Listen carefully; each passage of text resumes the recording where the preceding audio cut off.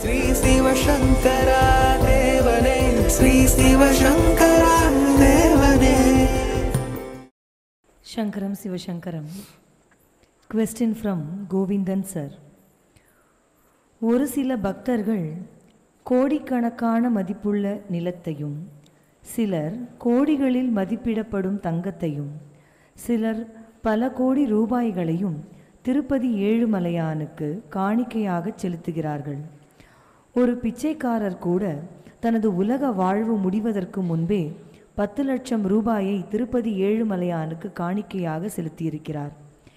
இறைவனுக்கு நாம் செலுத்தும் காணிக்கை அல்லது நன்கொடை என்பது நாம் இறைவனுக்கு செலுத்துகின்ற நன்றிக்கடனா அல்லது இறைவனின் திருவடிகளை அடைவதற்கான முயற்சிகளில் ஒன்றா?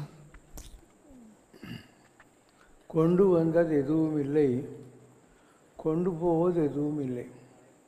அலெக்சாண்டர் த கிரேட்னு ஒரு பெரிய ராஜா இருந்தான். அவன் சாகத்துக்கு முன்னு சொன்னான், எனக்கு நீங்கள் சவப்பேட்டி அடிப்பீங்க இல்லையா, காஃபின், அதில் 2 பக்கம் ஓட்ட வச்சு 2 கை இப்படி வச்சுன்னு போகணும். எதுக்கு சாகனாங்க? ஆனானப்பட்ட அலெக்சாண்டர் கூட போகிற போது எதை எடுத்துன்னு போல, இவ்வளோ அலைஞ்சு நாடு பிடிச்சி வெறுங்கையோடு தான் போனான் அப்படின்னு தெரிஞ்சுக்கிட்டோம், உலகம் என்ன பார்த்தாவது அப்படின்னான். இப்போ முடி சார்ந்த மன்னரும் முடிவில் ஒரு பிடி சாம்பல் ஆவார். எவ்வளோ பெரிய ஆள் இருந்தாலும் அவனும் ஒரு பிடி சாம்பல் தான், இதில் யாரும் ஒன்றும் இல்லை. அதனால் ஜனங்க முட்டாள்கள். இடம் பெரிதுண்டு வையகத்தில் இங்கு ஏதுக்கு சண்டைகள் செய்வீர். உலகத்தில் இடமா இல்லை, ஆனால் ஒரு வரப்பு தகராறுக்கு கொலை பண்ணி போட்டு ஜெயிலில் போய் உட்காந்துக்கிறவெல்லாங்கிறான். அந்த அரடி ஒரு அடி இல்லைன்னா என்ன ஆகிடும்போது வயிற்றுக்கு சோறுண்டு கண்டீர் வாழும் மனிதர் எல்லாருக்கும். உலகத்தில் எறும்பு முதலாகி எல்லா ஜீவராசிகளுக்கும் வேலைக்கு சாப்பாடு போடுற ஒரு கடவுள் இருக்கான். நாம் அதை கூட நம்ம தயாராக இல்லை. நம்ம நினச்சின்னு இருக்கோம், நம்ம ஏதோ மாஞ்சி ஆஃபீஸ் போகணும், பிஸ்னஸ் பண்ணணும், அது பண்ணணும், இது பண்ணணும். அந்த மாதிரிலாம் ஒன்றுமே இல்லை. நீ ஒரு 48 மணி நேரத்துக்கு பசியாக இருக்கிறது கடவுள் விடவே மாட்டான். நீ யாரை பிச்சைக்காரன்னு நினைக்கிறியோ அவனோட நல்லா சாப்பிட்றான். நீயாவது வெறும் ரசம் சாதம் தான், அவனுக்கு 10 வீட்டில் கூப்பிட்டு விதவிதமாக கொடுக்குறாங்க. அதனால் நம்ம நினைக்கிறது தப்பு. இந்த உலகம் பூராவும் கடவுளுடைய ஆட்சி நடக்குது. இப்போ நீ பார்க்குற இந்த ஏழை பணக்காரன் இதெல்லாம் கூட பொய். இலர் பலர் ஆகிய காரணம் நோற்பார் சிலர் நூலாதவர் பலர் அப்படின்னு திருவள்ளுவர் சொல்கிறார். இலர் பலர் இல்லாதவங்க உலகத்தில் ரொம்ப பேர் இருக்கிறாங்க. அது காரணம் அவன் தான தர்மமெல்லாம் போன ஜென்மத்தில் பண்ணல. இலர் பலர் ஆகிய காரணம் நூலாதவர் பலர். அப்போ இருக்கிறவங்க கொஞ்சம் பேர், ஏன்னா அவன் நோற்பவர் சிலர், அவங்க பண்ணுறாங்க. அப்போ தானம் தவம் இந்த 2ஐயும் செஞ்சிடணும். இப்போ திருவள்ளுவர் சொல்கிறார், அறத்தாறு இதுவென வேண்டா சிவிகை பொறுத்தானோடு ஊர்தான் இடை. தர்மத்துக்கு என்ன பலன் இருக்குது அப்படின்னு நீ யோசனையே பண்ணாத. ஒருத்தன் கார் டிரைவராக ஓட்டின்னுக்கிறான் காரை, இன்னொருத்தன் பின்னால் கால் மேலே கால் போட்டுன்னு உட்காந்துக்கிறான். அப்போ இவன் ஏன் ஓட்டலை, அவன் ஏன் பின்னால் உட்காந்து போல யோசனை பண்ணு. பல்லக்கில் ஒருத்தன் உட்காந்து போகிறான், 4 பேர் அவனை தூக்குறாங்க. தூக்குறவங்க ஏன் உட்காந்துன்னு போல, உட்காந்து போகிறவங்க ஏன் தூக்கலை, இது யோசனை பண்ணு, உனக்கு எல்லாம் புரிஞ்சுன்னு கடவுளுடைய சட்ட திட்டங்கள் அப்படிங்கிறாங்க. அதனால் உலகத்தில் ஏழையும் இல்லை பணக்காரனும் இல்லை. வள்ளல் ராமலிங்க அடிகளார் சொல்கிறாரு, சும்மாடு கட்டி சுமந்து உழல்வோரை காண்கையில் ஐயா சிதம்பர தேவா நின்னை வணங்காத பேரன்றோ. ஐயா நடராஜா, உன்னை இவங்கெல்லாம் கும்பலன்னு தெரியுது, இல்லைன்னா இந்த மாதிரி தலையில் சும்மாடு வச்சுன்னு விறகு சுமந்துக்கு நான் போயின்னு இருப்பாங்க, அவங்கள நீ நல்லா தான் வச்சுன்னு இருந்திருப்ப அப்படின்னு அர்த்தம். அப்போ கடவுளை யார் நம்புகிறார்களோ அவங்கள கடவுள் பார்த்துக்காரு. உன் ஜாதகம் எழுதுகிற போது கணக்கு புள்ளியோ இல்லை ஐயரோ யாரோ ஒருத்தர் ஜாதகம் எழுதுறேன்னு என்ன எழுதுறாங்க, பதவி பூர்வ புண்ணியானாம். இந்த ஜாதகர் அனுபவிக்கக்கூடிய எல்லாமே பூர்வ புண்ணியத்தினுடைய அடிப்படையில் தான் இவருக்கு அமையப்போது வாழ்க்கையில்னு அர்த்தம். அதனால் நீங்கள் செய்ய வேண்டியதெல்லாம், நம்ம ஏழையாக ரொம்ப பணக்காரனாகிறோம் இதை பற்றியெல்லாம் யோசனையே பண்ணக்கூடாது. நீ யோசனை பண்ண வேண்டியது, இந்த பிறவியில் நான் இப்படி இருக்கேனாக்கா, போன பிறவியில் நான் சரியாக ஒழுங்காக இருந்துக்கல, அதனால் அடுத்த பிறவியில் நல்லா இருக்கணும்னா இப்போ நான் ஒழுங்காக இருக்கணும்னு தெரிஞ்சுக்கிறது. நோய் நொந்து வாளா இருப்பர் காலம் கருதுபவர்ன்றார் திருவள்ளுவர்.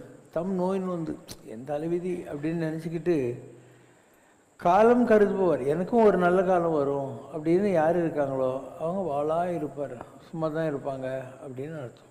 சொன்ன உலகத்தில் யாரும் ஏழை இல்லை, யாரும் பணக்காரர் இல்லை. இதெல்லாம் ஒரு குடுக்கல் வாங்கல். நீ இது முன்பிறவியில் யாருக்காவது பாக்கி வச்சுருந்தியானா இந்த பிறவியில் அவனுக்கு நீ கொடுத்துருவ. நீ அவனுக்கு பாக்கி இல்லைன்னா நீ அவங்ககிட்ட 10 லட்சம் கடன் வாங்கியிருப்ப, திருப்பி கொடுக்க முடியாது. உன்னால் நீயா நல்லா நான் நினச்சா கூட கொடுக்க முடியாது. ஏன்னா அந்த பாக்கி வசூலாகி போச்சு. போன ஜென்மத்தில் அவனுக்கு கொடுக்க வேண்டியது இந்த பிறவியில் வசூலாகி போச்சு. அதனால் யாரையும் ஏமாத்துறதும் இல்லை, யாருக்கும் கொடுத்து பணக்காரனாக்கிறதும் கிடையாது. எதுவுமே நிஜம் கிடையாது. ஒரு ராஜா இருந்தான், அவன் பேர் பரதன். அந்த காலத்துலலாம் ஒரு 48 வயசு ஆன உடனே ராஜாங்கத்தை பிள்ளைங்கிட்டலாம் ஒப்படைச்சிட்டு காட்டில் போய் உட்காந்து இவங்கெல்லாம் அப்படி சன்னியாச வாழ்க்கையில் இருப்பாங்க. அந்த மாதிரி பரதன் நாட்டை ஒப்படைச்சிட்டு ஒரு நதிக்கரை ஓரமாக போய் அங்கே ஒரு குடிசை போட்டுன்னு உட்காந்து தியானத்தில் இறங்கிடுறான். அப்போ ஒரு நெறி கர்ப்பிணியான மான் அந்த தண்ணி குடிக்க வருது. தூரத்தில் ஒரு கர்ஜனை கேட்டு அப்படியே தண்ணிக்குள்ளே ஜம்ப் பண்ணுதா, தாய் மான் செத்து போகுது. இவன் என்னடான்னு பார்க்குறான். குட்டி மான் தண்ணியில் பரிது வைக்குதா, அதை எடுத்து தன்கிட்ட வச்சுக்கின்னு அதுக்கு இலத்தாலெல்லாம் பறித்து போட்டு பால்களெல்லாம் ஊற்றி தன்கிட்டயே வளர்த்துன்னு இருக்கான். அண்டு இவன் அந்த வேலையை விட்டுவிட்டான். பூஜை செய்யறதுக்காக வந்திருக்கோம், தவம் செய்யறதுக்காக வந்திருக்கணுங்கிறத விட்டுட்டு எப்போ பாரு மானை பார்த்துக்கின்னு உட்காந்துருந்தான். நான் போயிட்டேன், இந்த மானுக்கு யார் கதி இப்படின்னு காமிச்சிட்டான் சாகத்துக்கு முன்னே வரைக்கும். அப்போ மானையே பார்த்துக்கிட்டு செத்தானா. அடுத்த பிரிவில் மானா பிறந்தான். சித்ரா குப்தம்னா நீங்கள் என்ன நினச்சிக்கிறீங்க? யாரோ ஒரு கணக்கு பிள்ளை யமதர்மங்கிட்ட பக்கத்தில் உட்காந்து மீசியை முறிக்கணும் கணக்கு எழுதின்னு இருப்பாருன்னு நினைக்கிறீங்கள? அப்படிலாம் இல்லை. சித்திரம்னா ஓவியம், குப்தம்னா ரகசியம். சித்ரா குப்தம்னாக்கா எ சீக்ரெட் போர்ட்ரைட், ஒரு ரகசிய ஓவியம்னு அர்த்தம். அப்போ ஒவ்வொரு மனிதனும் சாகத்துக்கு முன்னால் அவன் கண்ணெதிரில் ஒரு சினிமா விரியுது. அதுதான் சித்ரா குப்தம்னு சொல்லக்கூடியது. இந்த பிறவியில் நம்ம என்னெல்லாம் தப்பு பண்ணோம், அடுத்த பிறவியில் நமக்கு எப்படி அமைய போகுது எல்லாம் அவனுக்கு முதல்ல சொல்லிடுறாங்க. டோட்டலாக அவனுக்கு ஒரு கொடுத்துட்றாங்க. இவன் என்ன பண்ணுறான், அந்த தவம் செஞ்சதுக்கு வந்ததுனால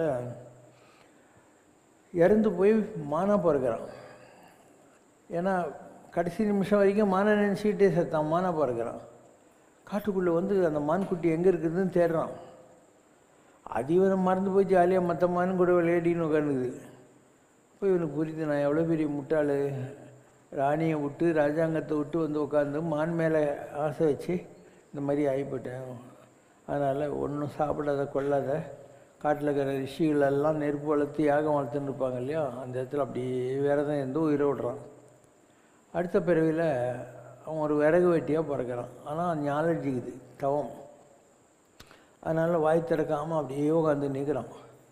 12 வயசு ஆன உடனே அந்த விறகு வெட்டி பார்க்குறான். இவன் சரியான மூம கோட்டல்னாங்கிறான் அப்படின்னு சொல்லி போடான்ட்டு தத்தி விட்றான். இவன் வந்து ஒரு மரத்தடியில் உட்காந்துக்கிட்டு அப்படியே தவம் பண்ணிக்கிட்டே இருக்கிறான்.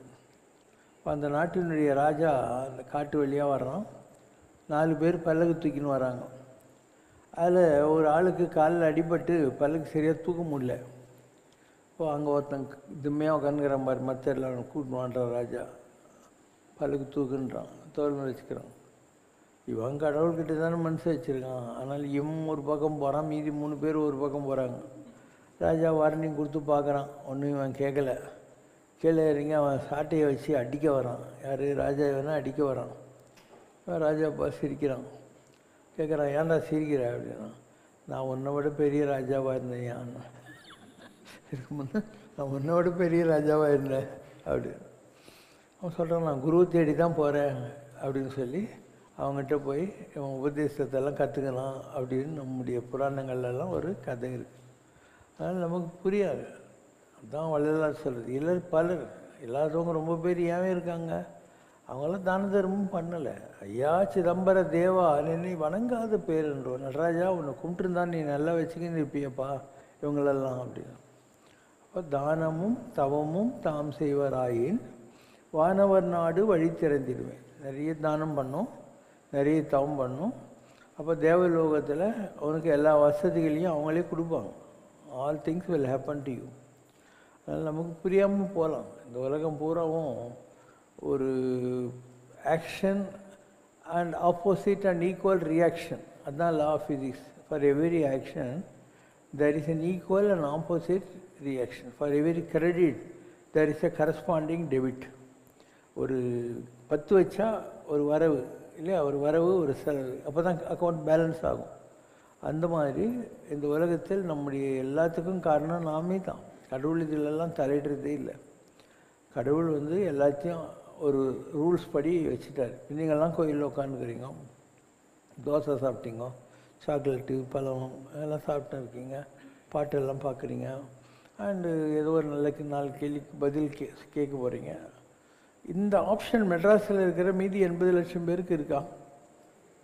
யார் வந்தாலும் நம்ம ஒரே மாதிரி தான் உட்கார வைக்க போகிறோம், ஒரே மாதிரி தான் நடத்த போகிறோம், எல்லாருக்கும் ஒரே மாதிரி தான் செய்ய போகிறோம். ஏன் அவங்க வர முடியல இல்லையா? அப்போ உங்களுக்கு கிடச்சிருக்கிற இதே வாய்ப்புகள் இல்லை வரம்னு கூட வச்சுக்கோ, கடவுள்கிட்ட இருந்து அவங்களுக்கு இருக்குது, அவங்களால வர முடியல. இது ஒரு பாயிண்ட். அவன் என்ன தான் கிழிக்கிறான்ற மெரினா பீச்சில் உட்காந்து புழுக எடுத்துன்னு இருப்பான், இல்லை டாஸ்மாக் கடையில் தண்ணி அடிச்சுட்டு ரோட்டில் உளுந்து கலந்துன்னு இருப்பான் இல்லையா? தேவையில்லாததெல்லாம் செஞ்சுன்னு உட்காந்து இருப்பானுங்க. அதனால் அவனுக்கு ஏதாவது லாபம் வரப்போதா? ஒன்றும் வரப்போகிறது இல்லை. இதே நேரத்தில் பாளையங்கோட்டை ஜெயில், வேலூர் ஜெயில், புழல் ஜெயிலெல்லாம் நிறைய பேர் இருப்பாங்க.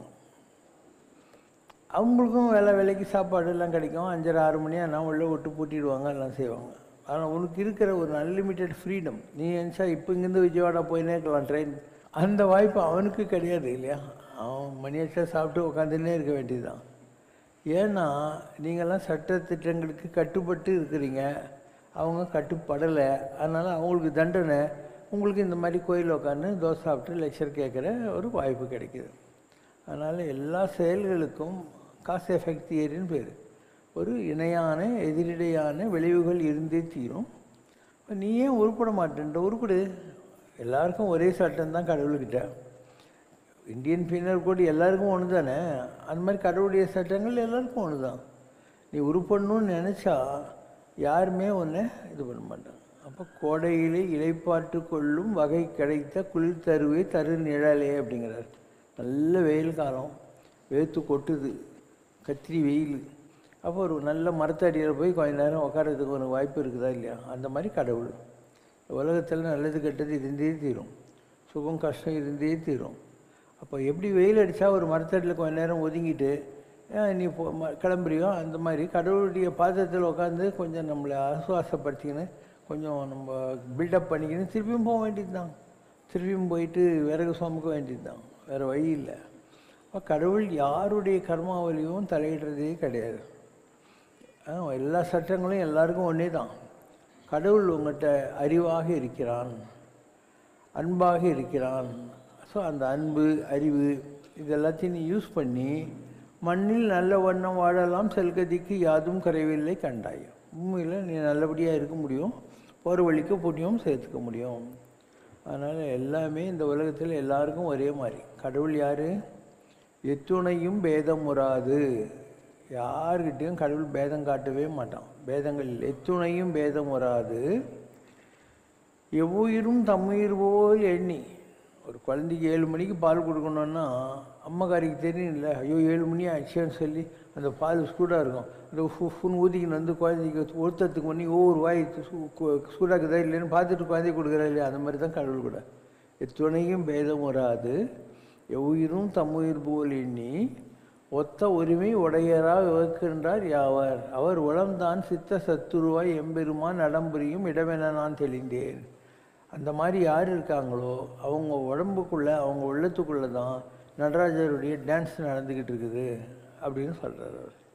அதனால் உலகத்தில் கடவுள் எல்லாரிடத்திலும் ஒரு மலை இருக்குது. மழை சாக்கடையிலையும் பெய்யும், சலசலத்து ஓடும் ஆற்றிலையும் பெய்யும், பசுமையான வயல் வரப்புலையும் பெய்யும். மழை மேலே ஒன்றும் தப்பில்லை, நல்லா யோசனை பண்ணு. மழை எல்லா இடத்துலையும் பெய்யும். அது ஆனால் நீ சாக்கடையாக இருந்தால் மழை வீணாயிடுச்சு, வயலாக இருந்தால் யூஸ் ஆயிடுச்சு, ஆறாக இருந்தால் யூஸ் ஆயிடுச்சு. அதனால் கடவுளுடைய கருணை கிடைக்குது. நீ யூஸ் பண்ணுற மாதிரியான ஒரு ஃபிலாசபி ஆஃப் லிவிங்கில் நீ தான் இருக்கணும். காற்று இருக்குது, இருக்கிற எல்லார் மூக்குக்குள்ளேயும் காற்று போயின்னு தானே இருக்குது. நான் இவர் மூக்கில் ஜாஸ்தி போவேன், அவர் மூக்கில் கம்மியாக போவேன்னு சொல்லுதா? இல்லை. அதே மாதிரி நீ விடுற காற்றுக்கு பேர் என்ன? கரிமில வாயு, கார்பன் டை ஆக்சைடு. நீ அந்த மூக்கிலேருந்து கார்பன் டை ஆக்சைடு வெளியே விடுற. நீ முட்டாள் நினச்சினுக்கிற அந்த மரம் இல்லை, அது உன்னுடைய கார்பன் டை ஆக்சைடை ஆக்சிஜனாக மாற்றி திருப்பியும் மூக்குக்குள்ளே விட்டுனுக்குது. கரிமில வாயுவை அந்த மரம் திருப்பியும் பிராணவாயுவை மாற்றி உன் மூக்கில் விட்டுனுக்குது.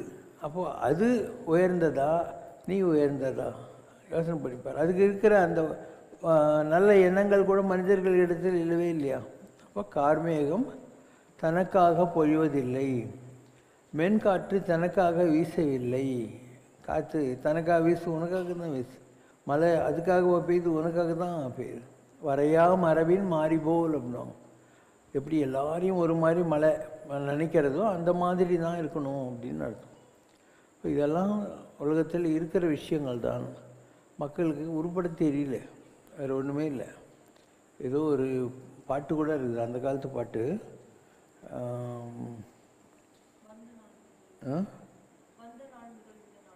சினிமா பாட்டில் இல்லைப்பா.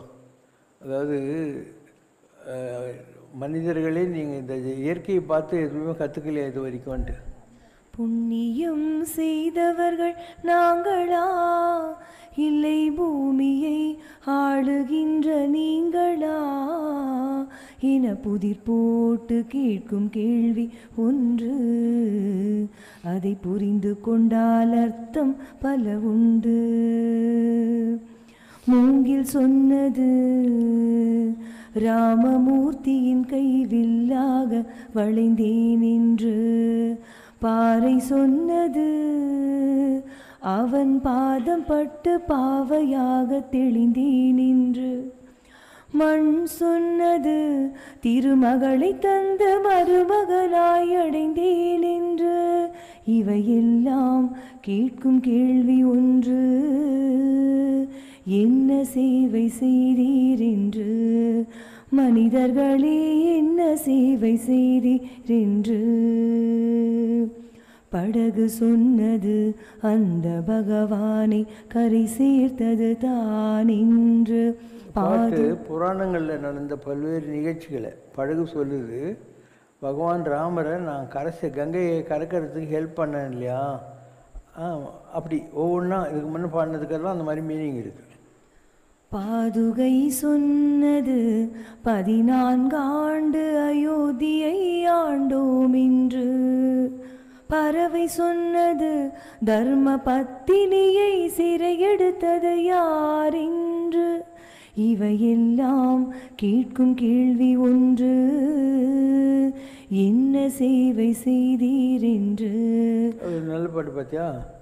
அதே மாதிரி இன்னொரு பாட்டு கூட இருக்குது, சிப்பாயா. రాయినైనా కాకపోతిని రామ పాదము సోకగా. ஒரு கல்லாக இருந்திருந்தா ராமருடைய கால் என் மேலே பட்டு நான் அகலிகையாக மாறி இருப்பேன் இல்லையா. బోయనైనా కాకపోతిని పుణ్య చరితము పాడగా. நான் ஒரு பறவையாக இருந்தால் அந்த அன்றில் பறவையுடைய சோகத்தை பார்த்து வால்மீகி ராமாயணம் எழுதுறதுக்கு உதவியாக இருந்திருப்பனே. పడవనైనా కాకపోతిని స్వామి కార్యము తీర్చగా.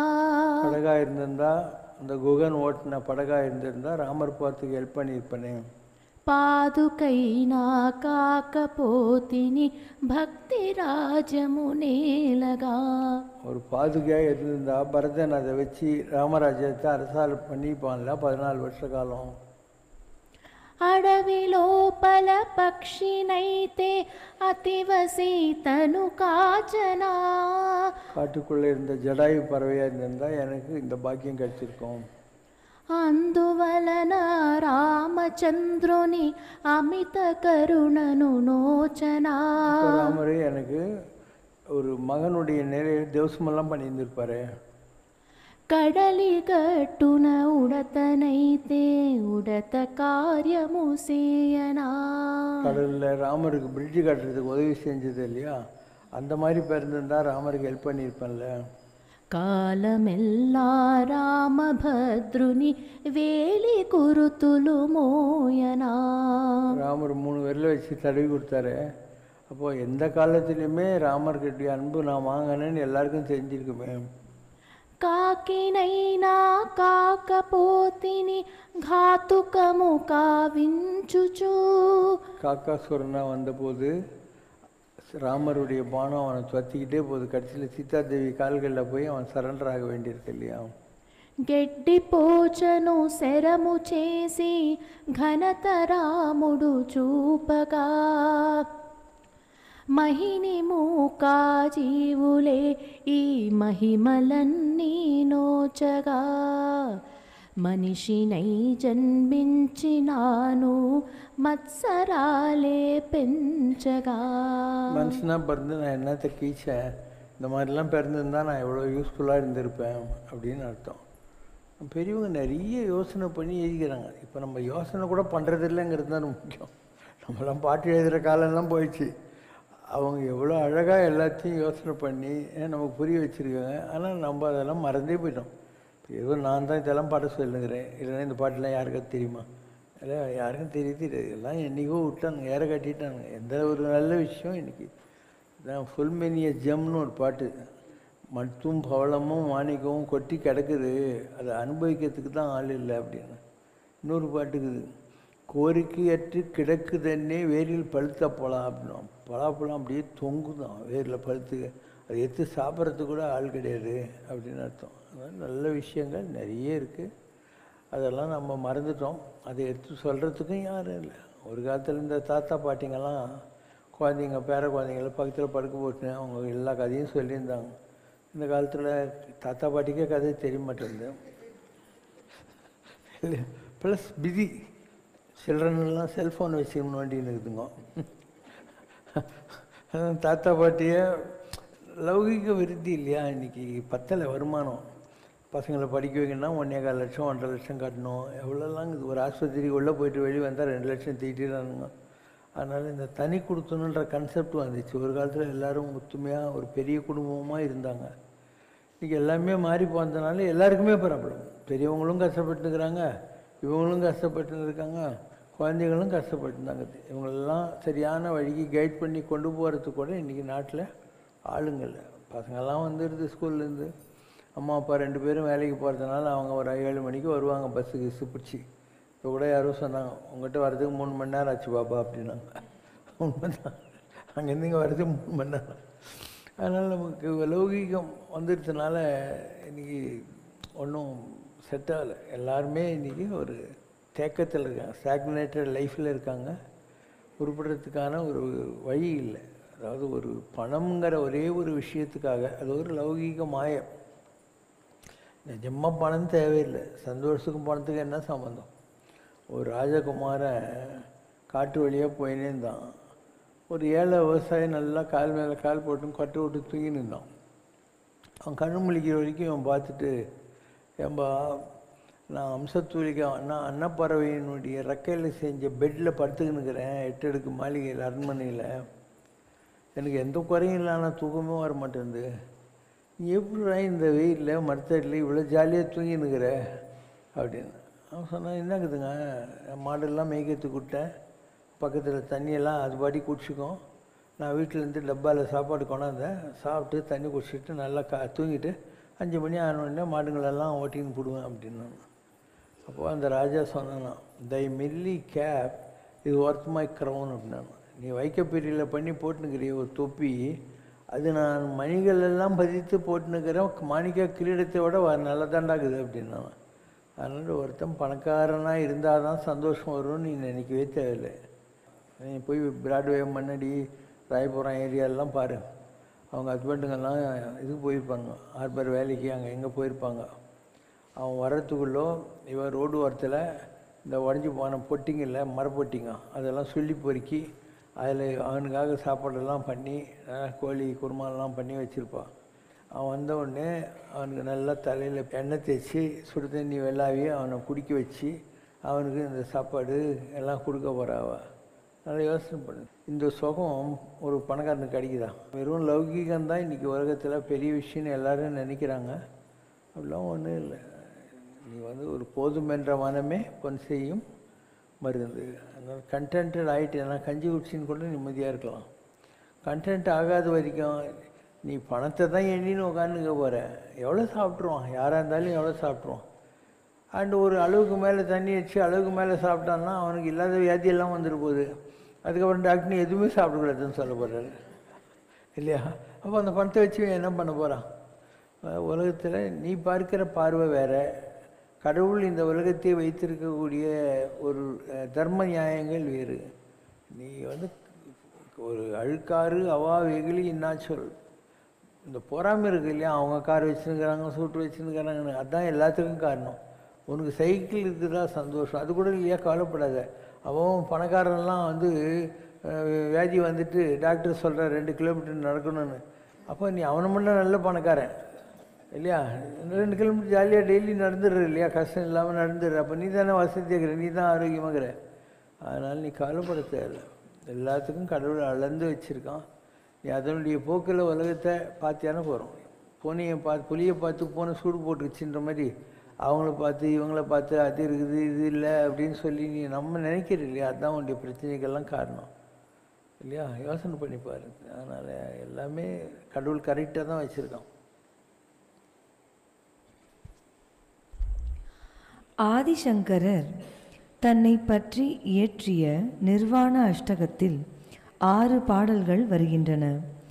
ஒவ்வொரு பாடலின் முடிவிலும் சிதானந்த ரூபம் சிவோகம் சிவோகம் என்று தன்னை வெளிப்படுத்தி காட்டுகிறார். அதாவது அந்த சித்தானந்த வடிவமான ஆனந்தமயமான சிவனே நான் தான், அந்த சிவனே நான் தான் என்றுதான் யார் என்று தான் யார் என்பதை இந்த உலகத்துக்கு உரத்த குரலில் சொல்லுகிறார். அவ்வாறு சிவனின் அவதாரமாகவே வந்த ஆதிசங்கரருக்கு காசியில் ஒரு சண்டாளன் உருவில் வந்தது சிவபெருமான் தான் என்று உணர்ந்து கொள்ள முடியாமல் போனதற்கான காரணம் என்ன? பரமசிவனே தனது அவதாரமான ஆதிசங்கரருக்கு இது மாதிரியான அனுபவத்தை ஏன் தர வேண்டும்? உலகத்தில் மாயை அப்படின்னு ஒன்று இருந்தே தீரும். கிருஷ்ணருக்கு தன்னுடைய வாயில் உலகத்தை பூரா காட்டுறாரு, யசோதைக்கு காட்டுறாரு. அப்போ அதை பார்த்து அவருக்கு புத்தி வந்திருக்கணும்ல, கிருஷ்ணர் இந்த உலகத்தை பூரா தன்கிட்டயே வச்சுன்னு இருக்காரு இல்லையா? பாருண்டான் பார் உமிழ்ந்தான் பார் இழந்தான் பார் அளந்தான். பாருனா பூமி. அப்போ பூமியை சாப்பிட்டு காமிச்சான், துப்பி காமிச்சான். பாண்டவர்களுக்காக தூத்து போன போது நடந்து காமிச்சான். திருவிக்கிரம அவதாரத்தில் 3 அடியில் உலகத்தை பூரா அளந்து காமிச்சிட்டு ஆகாசத்தை அளந்து காட்டிட்டு 3ஆவது அடி உன் தலைமையில் வைக்கிறேன்னு போட்டான். இப்போ இந்த உலகம் பூரா எந்துன்னு சொல்லி கிருஷ்ணன் ப்ரூவ் பண்ணிட்டான். ஆனாலும் இன்றைக்கி வரைக்கும் உலகத்தில் ஜனங்க இதெல்லாம் நம்புகிறாங்களா? ஒரு ரெஜிஸ்ட்ரார் ஆஃபீஸில் அந்த ப்ராப்பர்ட்டியினுடைய கண்டென்ட்டு மாறவே மாறாது. வாங்கினவன் விற்றவன் பேர் மாற்றணும் மாறினே இருக்கும். அதை தான் நீ என்கம்பரன்ஸ் சர்டிஃபிகேட் வாங்கி பார்த்துன்னுக்கிற.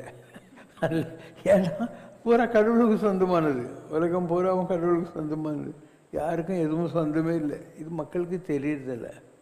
அதனால் என்றைக்கு கடவுள் என்பவன் தான் இந்த உலகத்துக்கு எல்லாம் நான் ஒன்றுமே இல்லை அப்படிங்கிறது உனக்கு தெரியுதோ அப்போது நீ சரண்டர் ஆகிடுவேன். திரௌபதி துச்சாதனம் புடவை உருண்ட போது இப்படி பிடிச்சின்னு தான் ஒன்றும் வேகலை. ஆபத் பாந்தவா அநாத ரட்சகான் 2 கையும் தூக்குனான். அப்போ கிருஷ்ணர் அங்கெங்கே உட்காந்து தாயம் விளையாண்டுக்கிறாரு, இவளுக்கு புடவை வந்துன்னே இருந்துச்சு. அந்த மாதிரி நீ உன்னால் முடியும் நீ நம்புகிற வரைக்கும் இந்த உலகம் உன்னை பாதிச்சுக்கினே இருக்கும். என்னால் முடியாது, என் செயலாவது ஒன்றும் இல்லை அப்படின்னு சொல்லி உன் கடன் அடியேனையும் தாங்குதல் அப்படின்னு என்றைக்கு உனக்கு தெரியுதோ அன்றைக்கி help will flow from God. உனக்கு அது இன்னும் வரல, அந்த நம்பிக்கை வரல. நீ ஏதோ பண்ணிக்க முடியும் அப்படின்னு நீ நம்புறதுனால தான் உன்னுடைய எல்லா பிரச்சனைகளும் நடக்குது. Just leave everything to God, you will see help flowing from the heavens. கட்டாயம் வரும். நான் கடவுளுக்கு நீ ஏதோ இங்கேருந்து தந்திமணி ஆர்டர் அனுப்பிச்சு இல்லை ஃபோன் போட்டு ட்ரங்கால் போட்டு எஸ்டிடி போட்டு சேட்டலைட் ஃபோனில் பேசணுன்னு அவசியமே இல்லை. அவங்ககிட்டே தான் உட்காந்து இருக்காங்க. கடவுள் எல்லாம் கடந்து உனக்குள்ளே இருக்கிறவன் தான் கடவுள். அப்போது மனத்தகத்தான் மனதானை உனக்குள்ளே உட்காந்துருக்கான். அப்போது when you really feel sad and call God from within, அவனுடைய காது இங்கே தாங்குது. உன் கண் எப்போ அழுதோ அப்போ கடவுளுடைய காது இதுதான். அப்போ இதுக்கு உள்ள டிஸ்டன்ஸ் தான் உனக்கும் கடவுளுக்கும் உள்ளது. இப்போ அழுதால் உன்னை பெறலாமே. நம்ம அழமாட்டோம். சிரிக்கிறது மாத்திரம் எல்லாருக்கூடையும் கெக்கன்னு சிரிச்சிருவோம். அழுக வந்தால் மாத்திரம் முடிஞ்சு இப்படி திருப்பினா அப்படி திருப்பின்னுட்டு கதெல்லாம் பண்ணுவோம். ஏன்னா ஈகோ, நம்ம அழுதா மற்றவங்க என்ன நினச்சிக்குவாங்கன்ற ஈகோ. அதனால் எப்போ ஏன் உருவமும் சிரிப்ப கரமலர் முட்டித்து அரகரா என்று அரற்றி நாக்கது குழற, அந்த மாதிரி நீ எப்போ தேம்பி அழ கற்றுக்கிறியோ அந்த அழுதல் தான் தொழுதல். அழுதல் தான் தொழுதல். இப்போ அந்த மெல்ட்ன்றாங்க இல்லையா, அந்த heart melting for the love of God, for the help of God, then you will see miracles happening in your life. நீ என்னாலும் முடியும் நம்புற வரைக்கும் நீயும் திரௌபதி மாதிரி கையை பிடிச்சின்னு ஒன்று துச்சாதன புடைய உருவாகவும் பார்த்துக்க முடியும் நம்புகிற ஆள்னு அர்த்தம். இல்லை கையில் நீ தூக்கிடு கடவுளை நம்பி. அன்றே என்ற நாவியும் உடமையெல்லாமும் ஒன்றே எனையா என்னை ஆட்கொண்ட போதே கொண்டிலையோ, என் உடல் பொருள் ஆவி அனைத்தையும் கடவுளே என்ன நீ என்னைக்கு பிடிச்சோ அன்றைக்கே பிடிச்சிட்ட. இனி நன்றே செய்வாய் பிழையோ செய்வாய், நானே அதற்கு நாயகமே. நானே உன்னுடையவன் தான். அதனால் நீ நல்லது பண்ண என்ன கெட்டது பண்ண என்ன, எனக்கு அதுக்கு என்ன பொறுப்பு? ஏன்னா நான் உன்னுடையவன். குருநானக்கு வடநாட்டில் ஒரு சேட்டு கடையில் வேலை செய்தார். நம்ம ஒரு நாடார் கடையில் வேலை செய்வாங்களே சின்ன பசங்கள்லாம், அந்த மாதிரி வேலை செய்தார். அவர்கிட்ட ஒருத்தன் கோதுமை வாங்கிறதுக்கு வரோம். இவர் கோதுமையை அளந்து போடணும். அப்போ அளந்து போடுறார். 1 2 3 4 5ன்னு போடுறாரு. 10 11 12 ஆயிடுச்சு. அப்புறம் 13ன்னா 13, அதுக்கடுத்து 14 வரணும், 14 வரணும். 13ன்னா இன்னொரு அர்த்தம் நான் உன்னுடையவன். ஸோ 12 முடிஞ்சு 13 வந்தோடனே இவர் கடவுள்கிட்ட மைண்டு போயிடுச்சு. நான் உன்னுடையவன் நான் உன்னுடையவன்னு 13 அப்படின்னு போட்டுனே இருந்தார். கடைக்காரன் வெளியே இருந்து வந்து பார்க்குறான். இவன் தலையை சுற்றி உகளி வட்டும் கால் விடுறான். இவ்வளோ பெரிய மகானாப்பா, நான் தெரியாமல் இவ்வளோ நாள் உன்னை சம்பளம் கொடுத்து வேலையில் வச்சுருந்தேன்னா.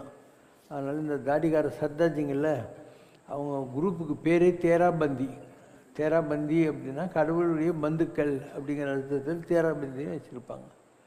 அதனால் அந்த எண்ணம் தான். அப்போ நீ கடவுளை தேடி காட்டு கூட போக வேணாம். பொட்டி கடையில் இருந்த குருநானக்கு மாதிரி கூட நீ கடவுள் ஆகிட முடியும் இல்லையா?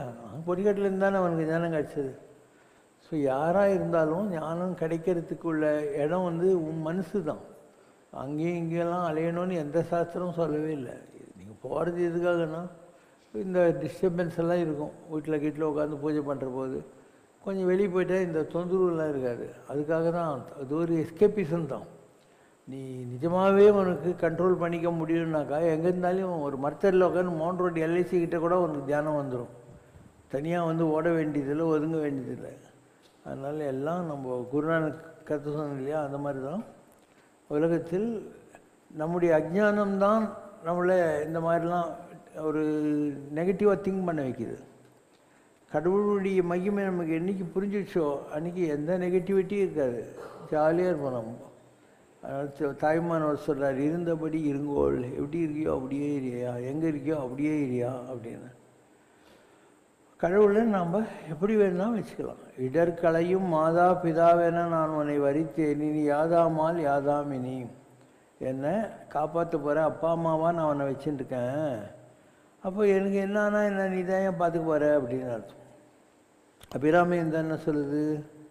நன்றே வரினும் தீதே விலகினும் நான் அறிவது ஒன்றேயும் இல்லை, எனக்குள்ளதெல்லாம் உனதென்றே அழித்து விட்டேன் உனக்கே பரம். இனி நடுக்கடலில் வீழ்கினும் என்னை கரையேற்றுதல் திருவுளமே.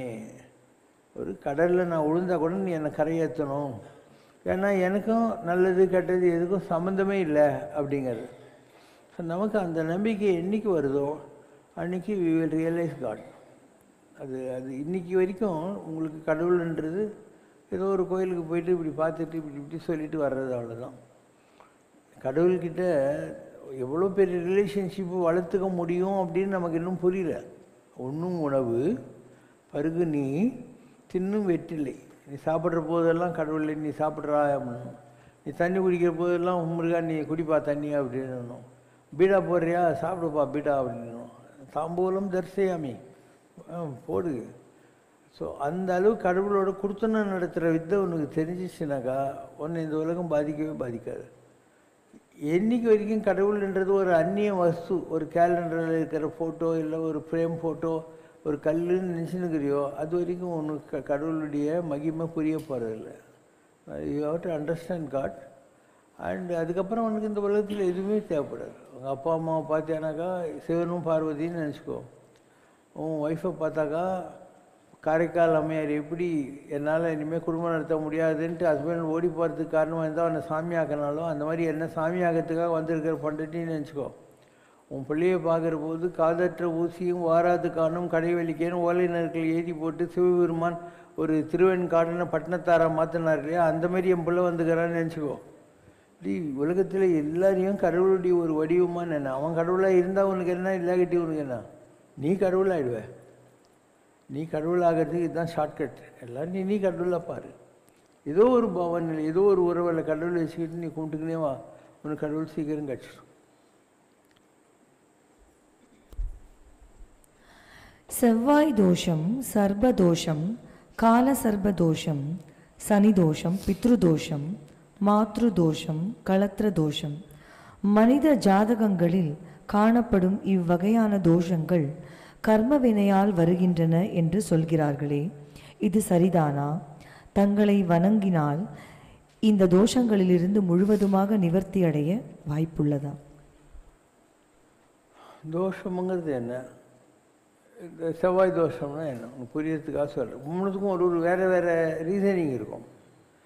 யாருடைய பிளட் குரூப்பு ஆர்ஹெச் நெகட்டிவாக இருக்கோ அவங்களுக்கு செவ்வாய் தோஷம் இருக்குதுன்னு அர்த்தம், விஞ்ஞானம். அப்போ ஆர்எஸ் நெகட்டிவ் இருக்கிற பையனும் ஆர்எஸ் நெகட்டிவ் இருக்கிற பொண்ணும் கல்யாணம் கட்டிக்கினாக்கா ஒன்றும் ப்ராப்ளம் இருக்காது. அந்த பிளட் குரூப்பில் பையன் இருந்து வேறு குரூப்பில் பொண்ணு இருந்தாக்கா அவங்களுக்கு குழந்தை பிறக்காது. அதனால தான் செவ்வாய் தோஷம்னு சொல்கிறது, வேறு ஒன்றும் இல்லை. நம்ம விஞ்ஞானன்றது அந்த அளவுக்கு விஞ்ஞானத்தோடு கலெக்டடாக இருக்குது. ஸோ அந்த ரீசனிங் வேறு. அதை அப்படி சொன்னால் நீ கேட்க மாட்டில்ல, அதனால தான் செவ்வாய் தோஷம்னுவாங்க. 7 கிழமைக்கு இப்படி போ அப்படி கும்பிடுன்னுவாங்க. ஜாதகத்தை பார்க்குற போது இதில் இந்த தோஷங்கிறது வேணான்னுவாங்க. அதில் இதுதான் பார்க்க போகிறாங்க அவங்க. ஒவ்வொன்றுத்துக்கும் ஒரு ஒரு காரணம் இருக்கும். இப்போ பாம்பெல்லாம் இருக்குது, மற்ற பாம்பெல்லாம் நீ அடிக்கிற அது வேறு. இந்த நாகம் இருக்குது இல்லையா, அது எல்லாமே கடவுளுடைய ஆற்றல் அதுக்குள்ளே வச்சுருக்குது. நாகத்துக்கு அந்த பவர் உண்டு. அதனால் நிறைய பேர் என்ன பண்ணுவான் தெரியாமல் கொளுத்து போய் பாம்பு அடிச்சு விடுவான். அது 7 தலைமுறைக்கு அந்த குடும்பத்தை பாதிக்கும். நாகதோஷம்னு சொல்கிறது அதுதான். இப்போ அவங்களுக்கு ஜாதகத்தில் பார்த்தீங்கன்னாக்கா 7 கேது வந்துடும், இல்லை அட்வர்ஸ் ராகு இருக்கும். அவங்களுக்கு உலகத்தில் ஏதாவது வியாதி வரும், கல்யாணம் ஆகாது, ஏதாவது தடைகள் வந்துக்கிட்டே இருக்கும். இல்லை பணத்தில் ஜடால்னு மேலே போய் கீழே விழுந்துருவான், ரோடுக்கே வர்ற அளவுக்கு ஆகி போயிடும். இதெல்லாம் அந்த சர்வதோஷங்களால் வரக்கூடிய விஷயங்கள். அதனால் நீயே நாங்கள் பாம்பு அடிக்கிற, அது ஒரு மொழியில் இருந்துக்கிட்டு போயிட்டே இருக்குது இல்லையா, அதுக்கும் ஒன்றும் சம்மந்தம் இல்லை. அதான் நம்ம தான் கொளுத்து போகிறோம். இன்னும் சொல்ல போனால் இப்போ நம்மெல்லாம் பாம்பு இருக்கிற இடத்துக்கு வந்துக்கிறோம். நம்மெல்லாம் புடு கட்டின்னு வர்றதெல்லாம் பாம்பு இருக்கிற இடத்துல வந்து அதனுடைய இடத்துக்கு நாம் வந்துட்டு அதையும் அடிச்சுன்னு இருக்கணும். கண்ணுக்கு தெரியுதுங்க. நிறைய விஷயங்கள் நமக்கு புரியல, எதுக்காக இது கரெக்டாக பெரியவங்க வச்சாங்க கொண்டாங்கன்றது நமக்கு தெரியாதனால தான் இந்த ப்ராப்ளமெல்லாம் வருது. இதெல்லாம் உண்மை தான். நான் வாழ்க்கையில் எல்லாத்தையும் பார்த்துட்டு தான் உனக்கு சொல்கிறேன். எனக்கு பல வருஷ காலம் ஒரே மாதிரி கனவு வரும். நான் மோட்டர் சைக்கிள்லையோ கார்லேயோ எங்கேயோ போயின்னே இருப்பேன். ஒரு அருவி கொட்டிக்கினே இருக்கும். அந்த அருவிக்கு பக்கத்தில் போனால் ஒரு சிவலிங்கம் இருக்கும். அந்த சிவலிங்கத்தை நான் நெருங்குற போது ஒரு பாம்பு இப்படி தடுக்கும். இந்த மாதிரி ரொம்ப வருஷம், வாரத்தில் 2 நாள் 3 நாள் வரும், ஒரு 10 வருஷம் வந்துக்கினே இருக்கும். அதுக்கப்புறம் நான் திருவண்ணாமலை கோயிலில் 4:30 ராவு காலில் அப்போ 5 மணிக்கு மூலஸ்தானத்தில் சாமி கும்பிட்டுன்னுக்கிறேன். அப்போ நான் ஈவினிங் காலேஜ் ஜெயின் காலேஜில் வாத்தியாராக இருந்தேன். ஒரு பையன் குடியாத்தத்துலேருந்து வருவான், சீசன் டிக்கெட் வாங்கினேன். அவங்க அப்பா ரயில்வேல வேலை சேர்ந்ததுனால. அந்த பையன், சார் உங்கள் ஜாதகம் கொடுங்க, எங்கள் ஊரில் சகாதேவ நாட்டின்னு ஒன்றுக்குது, அதில் ஜிசி சம்பந்தான்னு ஒருத்தர் படிக்கிறாரு, நான் படிச்சுன்னு வரேன்னு மறந்து போட்டான். கேட்டாக்கா அது காஞ்சிபுரத்தில் இருக்குது, அங்கே இருக்குது, ஓலை பூஜையில் இருக்குதுன்னு எதுவும் சொல்லியிருந்தோம். நானும் மறந்துட்டேன். நான் திருவண்ணாமலைக்கு போயிட்டு அண்ணா நகரில் எனக்கு வீடு. அப்போ இந்த பையன் வந்துட்டான். வந்து சார் சாயந்தரம் 5 மணிக்கு அவர் எனக்கு கூப்பிட்டு, இந்தாப்பா நீ சொன்ன ஆளுக்கு எழுதிட்டேன்னு சொல்லி கொடுத்துக்கிறாரு அப்படின்னு சொல்லி அந்த நோட்டு கொடுக்குறான். அந்த நோட்டில் என்ன வருதுன்னு பாரு. செய்திடவே அந்நாள் கதிர்நடை மேலாய் காணுறும் இந்நாளதில் நாகமதில் நற்பறையென பொருந்திட்டோம். பொருந்திடவே அந்த நேரத்தில் எனக்கு ராகு தசையில் சந்திரபுக்தி. பொருந்திடவே இந்நாள் நாக நடையுறவே நாளதின் நாக வேளையொட்டி இச்சுவடிதனை ராகு தசை நடந்துகிட்டு இருக்கு. இந்த ஆளுக்கு ராகு காலத்தில் இந்த ஓலையில் நான் படிக்கிறேன். ஏன்னா 4 நான் திருவண்ணாமலை ராகு காலத்தில் நின்றுட்டு இருக்கிறேன். ஆம் எனவே அருள் நல்க முன்னிலை ஜென்மாவதில் இன்னவனுக்கு அரவமதில் தோஷமுற்று இப்பிறவியதில் அன்னவன் குலநிலை தனமொட்டி அத்தோஷமுதன் தொடர்புற காண். யாருக்காவது நாகதோஷம் இருந்தால் அவன் எந்த குடும்பத்தில் பிறக்கிறானோ அந்த குடும்பத்துலேயும் நாகதோஷம் இருக்கும். 7 தலைமுறைக்கு அந்த நாகதோஷம் வருதான். அதனால் எந்த குடும்பத்தில் நாம் பிறக்க நமக்கு நாகதோஷம் இருந்தால் அதே மாதிரி குடும்பத்தில் நம்ம பிறப்போம். கண்டிடவே முன்னாள் பூர்வ சதுர பிறவியதில் புரிந்திட்ட நிலையொட்டி நிகழ்த்திடும் கால் அன்னவனும் ஏக நிலை அந்தனத்தோன் ஆகி ஆலயச்சார் சக்தி மணாளனொட்டி நிலையதில் குரு நிலையதாய் இருந்திட்டான். இருந்திடவே அந்நிலை ஆலயமதில் வன்னியோடு வேம்பு ஒட்டி விருட்சமதில் நிலையுறும் திருப்புற்றொட்டி ஆலயமதில் பழமையுறும் பாம்பதும் வாழ்ந்துர கீழ். இதுக்கு முன்பிறவியில் இவர் ஒரு கோயிலில் ஒரு பிரீஸ்ட் மாதிரி இருந்திருக்கிறாரு. இவர் பூஜை பண்ணியிருந்த கோயில்கிட்ட ஒரு வன்னி மரம் வேம்பு மரம் 2 இருக்குது. அங்கே ஒரு புத்து இருக்குது. இவர் அந்த கோயிலில் இருந்த காலத்தில் அந்த புத்தில் இருக்கிற பாம்பு இல்லையா, அது வாழ்நாள் பூரா யாரையும் கடிக்காமல் விஷத்தை சேக்கி வச்சா அதுக்கு நாகரத்னம் வரும். நாகமாணிக்கன்றது அதுதான். விஷத்தை வாழ்நாள் பூரா எதுக்கு யூஸ் பண்ணலையோ அதுக்கு அந்த நாகரத்னம் கிடைக்கும். அது என்ன ஆகும், பெரிய பாம்பு சின்னதாகிட்டு அந்த மணியை கீழே வச்சுட்டு அந்த வெளிச்சத்தில் பறக்கும். அது வேறு எதுவும் சாப்பிடாது, காற்று தான் சாப்பிடும். ஸோ ஒரு சின்ன சிறுநிலை விட்டு காற்றை சாப்பிட்டுன்னு பறக்கும். இந்த மணி இல்லைன்னா அது உயிர் வாழ முடியாது. அப்போ நாம் என்ன பண்ணியிருக்கோம், இந்த மணி திருடுறதுக்காக என்ன பண்ணுவாங்க, அது மேலே சாணி வச்சுருவாங்க. அப்போ அந்த இல்லைன்னா அது கண்ணு தெரியாத அச்சின்னு செத்து போடும் தானே. அந்த மாதிரி இவர் ஒரு தப்பு பண்ணிட்டார். அதனால் இவர் கடவுளை நம்புறதுனாலையும் திருவண்ணாமலையில் ஆண்டவங்கிட்ட இருக்கிறதுனாலையும் கடவுள் இவருக்கு வழிகாட்டுறாரு. இவர் திருப்பதி போகிற வழியில் ஒரு ஆர்ச் மாதிரி இருக்கும் இல்லையா, அங்கே கபில தீர்த்தம்னு இருக்கும். திருப்பதி மலை ஏறுறதுக்கு கொஞ்சம் முன்னாடியே ஒரு ஆர்ச் இருக்கும். இப்படி ரைட்டில் போனேன்னா ஒரு பெரிய குளம் மாதிரி இருக்கும், ஒரு தண்ணி கொட்டின்னு இருக்கும், ஒரு ஆஞ்சநேயர் சந்நிதி இருக்கும். தண்ணி ஒட்டிட்டு போய் மேலே போனேன்னா கபில ஈசன், பக்கத்தில் அம்பாள் இருக்கும். பார்த்தீங்கன்னா தெரியும், அது கபில ஈசன் கோயில்னு பேர். கபில குகையில் தவம் பண்ணார் கபிலர். அந்த இடத்துல இவருக்கு இந்த நிகழ்ச்சி நடந்தது. அதனால் இவர் உத்திராட நட்சத்திரம் வர்றபோது அந்த கோயிலுக்கு போகணும். போயிட்டு 11 நாகலிங்க பூ எடுத்துகிட்டு போய் அன்றைக்கும் அந்த இடம் இருக்குது, அந்த பாம்பு புத்து இருக்குது, அங்கே போய் இவர் நான் பண்ண தப்பு தான், என்னை மன்னிச்சிடு அப்படின்னு சொல்லி இவர் இது கேட்கணும், ஃபர்கிவன்ஸ். அந்த நாகலிங்க பூ எடுத்துன்னு சிவனுக்கு இவர் அர்ச்சனை பண்ணிட்டு வந்தால் இந்த தோஷம் போகும் அப்படின்னு வந்துச்சு. அதே மாதிரி நான் போனேன். அவங்க சொல்லிட்டேன் போனால் எனக்கு 10 வருஷமாக எந்த இடம் வந்துருந்தோ அதே இடம் அதே மாதிரி தண்ணி கொட்டுது, எல்லாங்குது. நம்மாழ்வார் சந்நிதி பழசு உடனே கிடக்குது, அதுக்கு பக்கத்தில் புத்துக்குது, மரங்குது. நான் அங்கே போய் மன்னிப்பு கேட்டு அந்த நாகலிங்க பூவில் பூஜை பண்ணிவிட்டு நான் அண்ணா நகருக்கு வந்துட்டு என் வீட்டில் படுத்துட்டேன். அன்றைக்கி நைட்டு அந்த பாம்பு வருது, வந்து உன் கையை நீட்டுறா அப்படின்னு. கை நீட்டணும், நான் உன்னை மன்னிச்சிட்டேன் 3 தடவை சத்தியம் பண்ணி கொடு. இனிமேல் உலகத்தில் யாரும் எங்கே பாம்பு கடிச்சாலையும் நீ என்னை கூப்பிடு, நான் அந்த விஷயத்தை எடுத்து கொடுக்குறேன் அப்படின்னு. அப்போது ஒரு சாபம், அதுக்கு ஒரு காரணம், ஃப்ளாஷ்பேக், அதுலேருந்து வெளியே வரத்துக்கான ஒரு வரம், இதெல்லாம் கிடைக்குதா இல்லையா வாழ்க்கையில்? என்னுடைய சொந்த அனுபவம் இது. வாழ்க்கையில் அந்த இடத்துக்கு போனது வந்தது, இந்த அனுபவம் கிடைச்சது, இதெல்லாம் இருக்கா இல்லையா? அப்போ உங்களுக்கு கூட வாழ்க்கையில் ஏதாவது ஒரு தடை இருக்குன்னா உங்களுக்கு காரணம் தெரியாது. ஆனால் நீ கடவுளை மாத்திரம் நம்பினேன்னா கடவுளே ஏதோ ஒரு வழியில் அந்த கர்மாவை கழிக்கிறதுக்கு வழி கொடுப்பார். அந்த கிரகங்கள் வரணும். நமக்கு ராகு தசைன்னா என்ன, பாம்பு சம்மந்தப்பட்ட தசை. அந்த பாம்பு தசையில் சந்திர புக்தி நடக்கணும்னா என்ன, சந்திரன் வீக் ஆகிடும் பாம்பு புஷக்கா. இது எல்லாத்துக்கும் காரணம் இருக்கும். எந்த நேரத்தில் எது உனக்கு தெரியணும், எப்போ நீ அதுலேருந்து தப்பிச்சு அடுத்தடிக்கு போகணுங்கிறதுக்கெல்லாம் காரணம் இருக்கும். பல விஷயங்கள் இருக்குது. அதுக்கப்புறம் அதே வாழையில் வரும். விளங்கிடவே வேண்டு பலனுற அந்நாள் பிறவி எண்ணோடு அர்த்தமொட்டி நாழியாக நவின்று தாரகைச்சார் உத்ராடமொட்டி உரைத்திட அந்நாள் ஆதிநடை ஆதவனாகி ஆய்வுறும் கால் அன்னை கர்ப்பம் கண்டிட சிவசக்தி ஆண்டு மால் பொருந்திட்ட முதன்மை அவதாரமே திங்களாகிட தெரிவித்து தீதர இருதசை ஏக வைகள் என சொல்லிட்டோம். அடுத்த சாப்டர், ஃபஸ்ட்டு சாப்டர் என்ன குறை, அது எப்படி போகும்னு சொல்லிட்டாங்க. அடுத்த சாப்டரில் நம்ம பிறவியினுடைய ரகசியத்தை சொல்கிறாங்க. என்ன சொல்கிறாங்க, இதுக்கு முன்னால் இந்த உலகத்தில் நீ பிறந்தபோது சிவசக்தி, சிவன் சக்தி, ஆண்டு மாலவன் ப்ளஸ் பெருமாள், இந்த மூணும் சேர்ந்த முதன்மை அவதாரமாக அப்படின்னா பிள்ளையார். அதுக்கு மேலே யாரும் இல்லை. நாயகன், தனக்கு மேலே தலைவன் இல்லைன்னா அதுதான் முதன்மை அவதாரம், முழு முதல் கடவுள்ன்றீங்க. அந்த மாதிரி நீ தாயாருடைய கர்ப்பத்தில் இருக்கிற போதே பிள்ளையாராக தான் பிறந்த. இதெல்லாம் சொல்கிறாங்க. அதில் நானும் சொல்கிறேன், அதில் வருது பிறந்த. இந்த கர்மாலாம் கழிஞ்சிட்டு உனக்கு 36 வயசில் தான் அதிலிருந்து ரிலீவ் ஆகணும் அப்படின்னு இருக்குது. அதனால இதெல்லாம் உனக்கு இப்போ சொல்கிறோம்.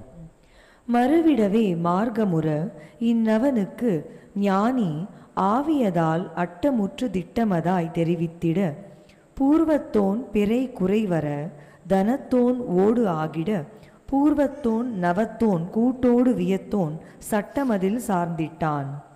சார்ந்திடவே வியத்தோன் தனை ஆவியோன் கனகன் நோக்கொட்டி கண்டிட கழன்று அந்நிலையே உடலோன் தனை உயிரோன் நோக்கொட்டி பார்த்திடு.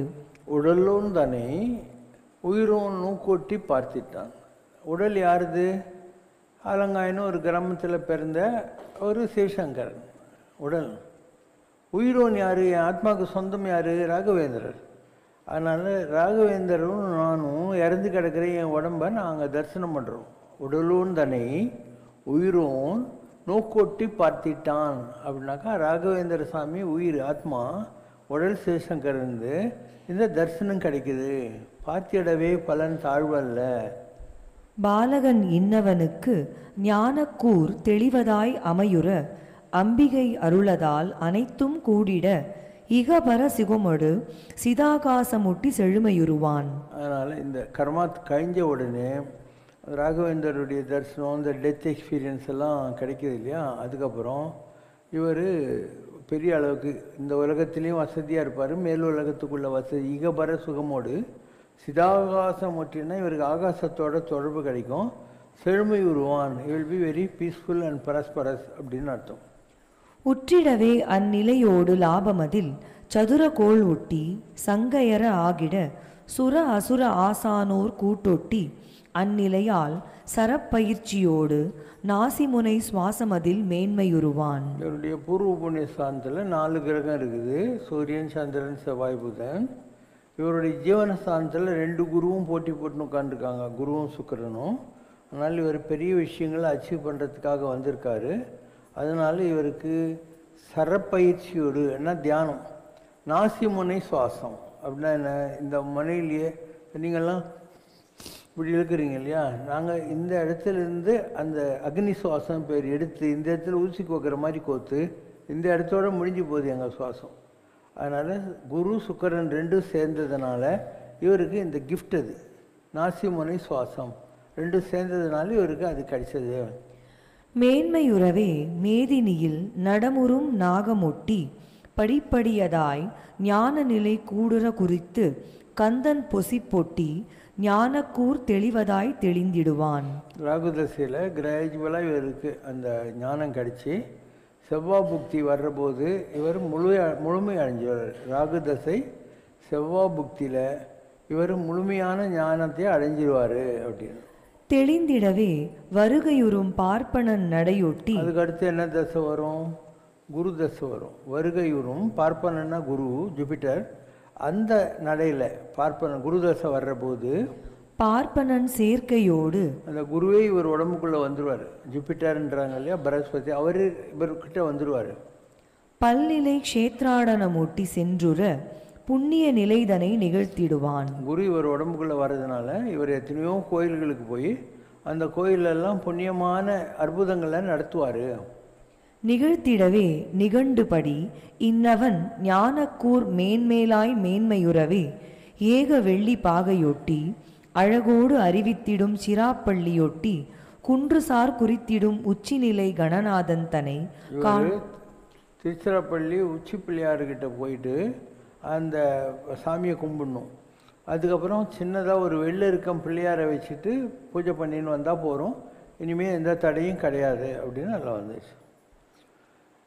காஞ்சி பெரியவர் மார்ச் மாதம் 16ஆம் தேதி 1984 ரத்னகிரி கோயிலுக்கு வந்தார். அப்போ அவர் ரத்னகிரி சாமியாருக்கு ஒரு வெள்ளெருக்கம் பிள்ளையார் கொடுத்து, உன் கோயில் நல்லா வரும், தடையெல்லாம் வராது, இதை வச்சு பூஜை பண்ணணும்னு சொன்னார். அப்போ ரத்னகிரி சாமியார் எங்கிட்ட சொன்னார், நான் முருகனை தவிர எந்த கடவுளையும் கும்பிட மாட்டேன். அந்த காலத்தில் அப்படி இருந்தார். அதுக்கப்புறம் அவரே எல்லா சாமிக்கும் கோயில் கட்ட ஆரம்பிச்சிட்டார். அதனால் இந்த வெள்ளெருக்கம் பிள்ளையார் நீ வச்சு பூஜை பண்ணிக்கோன்ட்டார். ஸோ அது எனக்கு கொடுத்துட்டார். அப்போ வெள்ளெருக்கம் வச்சு பூஜை பண்ணோம். காஞ்சி பெரியவர் கொடுத்து ரத்னகிரி சாமி மூலமாக எனக்கு கிடைக்குது, நான் அதை வச்சு பூஜை பண்ணுறேன். இப்படி தான் நடக்கும்.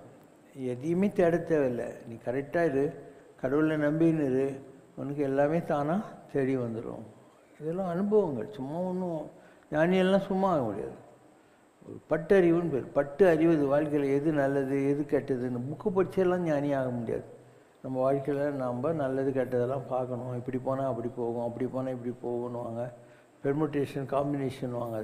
இதெல்லாம் தெரிஞ்சுக்கிட்டாக்கா இப்போ என்கிட்ட நீ வரன்னா உனக்கு என்ன ப்ராப்ளம், நம்ம அப்படி நீ புளி போட்டால் நான் குரங்கு போட்டுருவோம். ஏன்னா எல்லா விதமான அனுபவங்களையும் கடவுள் கற்றுக் கொடுக்குறான். கல்வியெல்லாம் கற்பித்தாய் நின்பால் நேயம் காண வைத்தாய் அருணகிரி முருகன் பார்த்து சொல்கிறார். ஏன் யாம் ஓதிய கல்வியும் எம்மறிவும் தாமே பெற வேலவர் தந்ததினால்ன்றார். முருகருக்கு தேவைப்பட்டுச்சு, அதனால் முருகர் இதெல்லாம் கற்றுக் கொடுத்தாரு அப்படின்னு அர்த்தம். அதனால் சிவசங்கர் பாபா தன்னுடைய வாழ்க்கையில் பல விஷயங்களை கற்றுக்கிட்டார். எது நல்லது எது நல்லது இல்லை எல்லாம் தெரிஞ்சுக்கிட்டு தான். இப்போ எந்த ரெஃபரன்ஸ் இல்லைன்னு எந்த கேள்வி கேள்வி நான் பதில் சொல்கிறேன்னு உட்காந்துருப்பேன். நான் நாளைக்கு சொல்கிறேன்னு நான் எப்பயோ சொல்லிக்கிறேன். நீ எது வேணால் கேளு, உடனே நான் சொல்ல ஆரம்பிச்சிடுவேன். இதெல்லாம் ஆன்மீகத்தில் வர்ற நிலைகள். இதுக்கு பல காரணங்கள் இருக்கும். சும்மா ஒன்றும் வந்துடாது. லிங்கச்சேட்டி ஸ்ட்ரீட்டில் ஒரு பெரிய மகான் இருந்தார், அருள்வழி சித்தர்னு. இன்றைக்கி இங்கே விஜிபி ராமானுஜ நகர்னு ஸ்ரீபெரும்புதூர்கிட்ட ஒன்று இருக்குது. அங்கே அவருடைய கோயில் இருக்குது.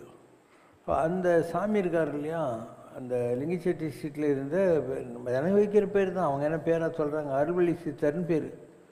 அவர் குளிக்கவே மாட்டார், ஒன்றும் பண்ண மாட்டார், தாடி ஜடை வச்சுன்னு உட்காந்துருப்பார்.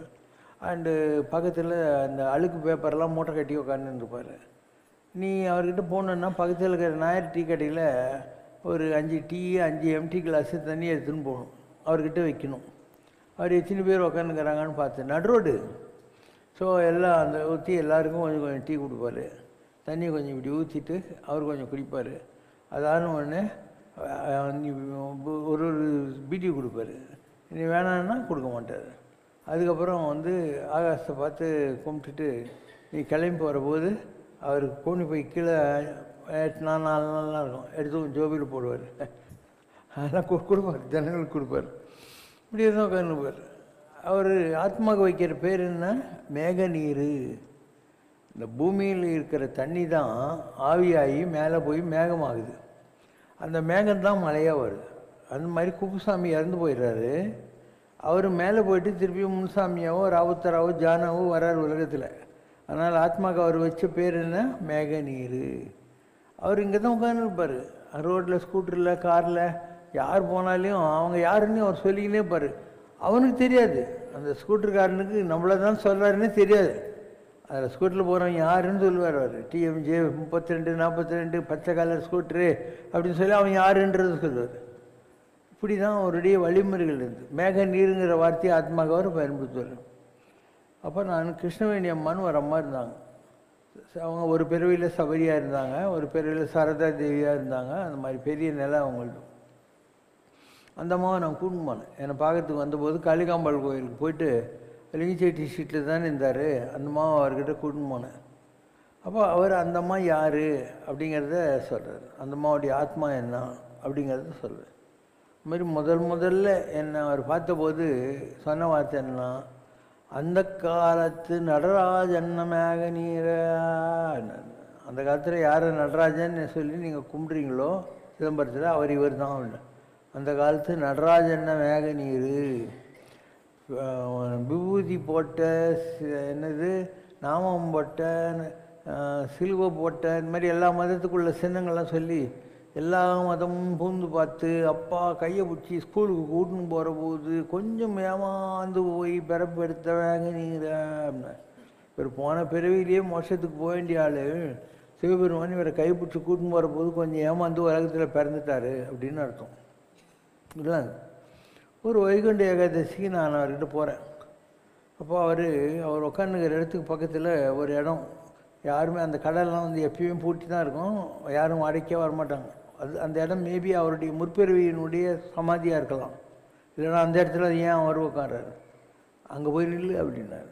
அது மேலே அந்த இடத்துல போய் நம்ம நின்னோம். அதுக்கப்புறம் கூப்பிட்டாரு. ஒரு ஆள்கிட்ட துட்டு கொடுத்து இந்த கண்ணில் போடுறது காதில் போடுறது எல்லாம் வாங்கினு அவரே துட்டு கொடுத்தாரு. என் தலையை வாங்கி அவர் மண்டியில் போட்டுன்னு இந்த அமிர்தாஞ்சன் வாங்கி என் தலையில் இப்படி இப்படி தேய்ச்சார். காதுக்குள்ளே ஏர் ட்ராப்ஸ் போட்டு ஒரு அழுக்கு துணியை தூக்கி வச்சார். அதுக்கப்புறம் கண் இப்படி பண்ணி அதுக்குள்ளே ஐ ட்ராப்ஸ் விட்டுட்டு முதுகில் இந்த பெண்டெல்லாம் நிமித்திட்டேன். இன்னிலேருந்து உனக்கு கண்ணு நல்லா தெரியும், காது நல்லா கேட்கும் அப்படின்றாரு. நமக்கு ஒரு ஆன்மீகம் தெரியும் ஓரளவு. முதுகில் பெண்டுன்னா என்ன, நம்முடைய குண்டலினி சக்தி. அதில் இருந்த பெண்டுன்னா தடைகளை நான் நிவர்த்தி பண்ணிட்டேன். கண்ணு நல்லா தெரியும், காது நல்லா கேட்கணுன்னா டிவி இல்லாமல் ரேடியோ இல்லாமல் சத்தங்களை காதில் கேட்கலாம், அந்த ஒளியில் போகிற படங்களை கண்ணில் பார்க்கலாம். இப்படிலாம் இருக்குது ஆன்மீகத்தில். நீ எதை கண்ட எல்லாம் இருக்குது. ஸோ கண்ணு நல்லா தெரியும், காது நல்லா கேட்டோன்னா உனக்கு சாதாரணமாக தெரியும். இப்போ யாராவது அமெரிக்காவில் நம்மளை நினச்சாங்கன்னா இந்த வேகத்தில் நம்ம அவங்கள பார்க்க முடியும். அவங்க யார் நம்மளை நினச்சாங்கன்றது வேகமாக போயிட்டே இருக்கும். பல நிலைகள் இருக்குது ஆன்மீகத்தில். ஸோ காது நல்லா கேட்கணுன்னா யாராவது நம்மளை பற்றி பேசினா அது நம்ம காதில் விழும். அதனால என்னை திட்டினா என் காதில் விழுந்துடும். நிஜம் இதெல்லாம் இருக்குது அப்படின்னு சொல்லிட்டு இன்னும் கண் நல்லா தெரியும், காது நல்லா கேட்கும் அப்படின்னு. இது ஒரு வைகுண்டேசன். அவர் உடம்பு விடணும்னு முடிவு எடுத்துட்டார். அப்போ ஃபுல்லாக ஷேவெல்லாம் பண்ணிட்டு முடியெல்லாம் எடுத்துகிட்டு அவர் வச்சுன்னு இந்த குப்பை மூட்டைலாம் எரிச்சிட்டார்.